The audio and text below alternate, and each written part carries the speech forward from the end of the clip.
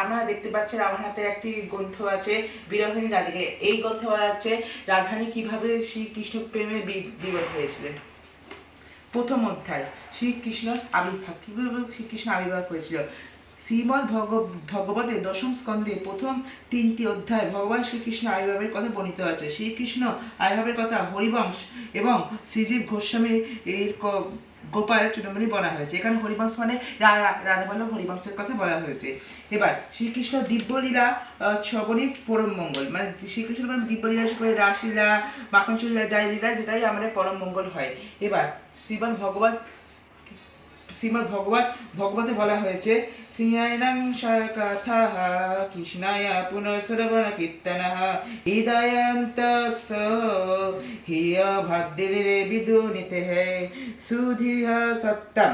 এবার এর বাংলা অর্থ, পরমেশ্বর ভগবান শ্রীকৃষ্ণ যিনি পরমাত্মার সকলে হৃদয়ে বিরাজ করেন এবং যিনি হচ্ছেন সাধুদের সুধীর, সাধুদের সুগন্ধ, এবং তিনি তার পবিত্র কথা শ্রবণ কীর্তনে রতিযুক্ত ভক্তদের হৃদয়কে সমস্তভাবে কামনা বাসনা থেকে বিনাশ করে। এবার শ্রীকৃষ্ণ কেন আসে?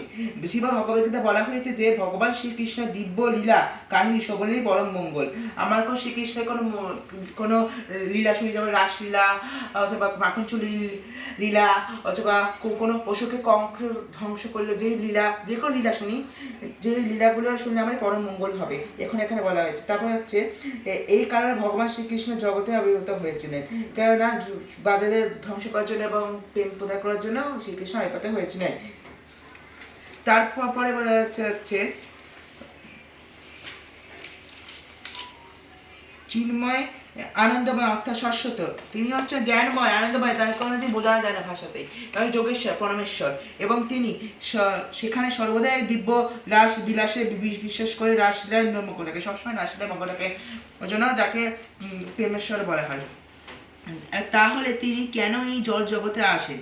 তার কারণে এটা তার ধাম নয়, এটা হচ্ছে তার সেই দিব্য সুচিন্ময় ধামের বিপরীত, কারণ মানুষদের শিক্ষা দেওয়ার জন্যই আসে।